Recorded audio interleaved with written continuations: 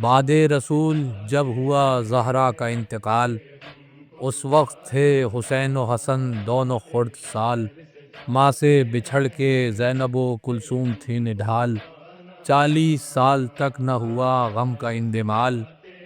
ہر روز ماں کی قبر پا جاتے رہے حسین،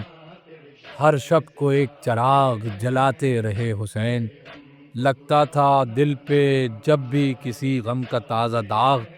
کرتے تھے ماں کی قبر پا روشن نیا چراغ، ہوتا تھا جب بھی غم سے پریشان دل و دماغ، ملتا تھا ماں کے قبر کے دیدار سے فراغ، اتنا سکون آ کے یہاں پاتے تھے حسین، سر رکھ کے ماں کی قبر پر سو جاتے تھے حسین، کہتے ہیں جب